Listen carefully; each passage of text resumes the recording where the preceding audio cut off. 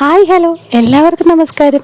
എല്ലാവരും സുഖമായിട്ടിരിക്കണോ? ഞങ്ങളും ഇവിടെ സുഖമായിട്ടിരിക്കണോ കേട്ടോ. എൻ്റെ മുന്നത്തെ വീഡിയോസിലും ഞാൻ ഒരുപാട് തവണ പറഞ്ഞിട്ടുള്ളൊരു കാര്യമാണ്, ആദ്യക്കുട്ടിനും മാധൂസിനും ലഞ്ചിന് എന്ത് റെസിപ്പി ഉണ്ടാക്കി കൊടുക്കും എന്നുള്ള ആ ഒരു കൺഫ്യൂഷനില്ലേ, അത് തന്നെയാട്ടോ ഞാൻ ഇന്നും ആലോചിച്ചുകൊണ്ടിരിക്കുന്നത്. ഓരോ ദിവസവും നമ്മുടെ മക്കളെ എന്തുണ്ടമ്മേ കഴിക്കാമെന്ന് ചോദിച്ച് വരുമ്പോൾ അവരുടെ മുമ്പിലേക്ക് നമുക്ക് പറ്റാവുന്ന പോലെ അവർക്ക് ഇഷ്ടപ്പെട്ട ഫുഡ് ഉണ്ടാക്കി കൊടുക്കുമ്പോൾ അവരുടെ മുഖത്ത് ചെറുതായാലും വലുതായാലും കാണുന്ന ആ ഒരു ഹാപ്പിനെസ്സില്ലേ, കാണുമ്പോഴേ നമ്മുടെ മനസ്സിന് വല്ലാത്തൊരു സന്തോഷമായിരിക്കല്ലേ. ഇപ്പോഴേ ഞാൻ പറഞ്ഞ് വേറെ എങ്ങോട്ടോ കയറി പോകുന്ന പോലെ എനിക്കൊരു ഫീല്.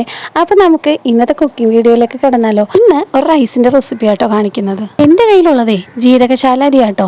അപ്പൊ ഞാൻ അതായിരുത്തിരിക്കുന്നത്.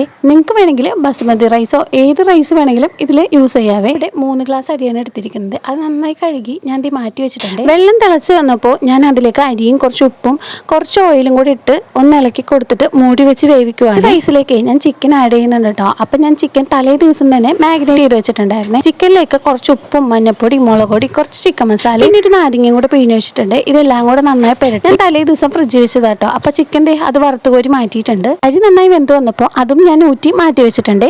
ഇനി പെട്ടെന്ന് തന്നെ നമുക്ക് റൈസ് ഒന്ന് കുക്ക് ചെയ്തെടുക്കാവേ. ചട്ടി വെച്ച് നന്നായി ചൂടായി വന്നപ്പോൾ അതിൽ കുറച്ച് ഓയിൽ ഒഴിച്ച് കൊടുത്തേ. പിന്നെ നമ്മൾ എടുത്ത് വെച്ച ഗാർലിക്കില്ല അതും കൂടി ഇട്ട് നന്നായി ഒന്ന് വഴറ്റി കൊടുത്തു. എൻ്റെ ഉണ്ടായിരുന്ന പച്ചക്കറി ക്യാരറ്റും ക്യാപ്സിക്കവും മാത്രം കേട്ടോ. അപ്പോൾ അത് രണ്ട് ഞാൻ അരിഞ്ഞെടുത്തിട്ടുണ്ട്. ആവശ്യമുള്ള പച്ചക്കറിയൊക്കെ നമുക്ക് ഇതിലേക്ക് ആഡ് ചെയ്ത് കൊടുക്കാവേ. ഇനി അതൊന്ന് ജസ്റ്റ് ചൂടായ ശേഷം അതിലേക്ക് സോസും ടൊമാറ്റോ സോസും പിന്നെ സെഷ്വാൻ സോസും ഞാൻ ഇട്ട് കൊടുത്തിട്ടുണ്ട്.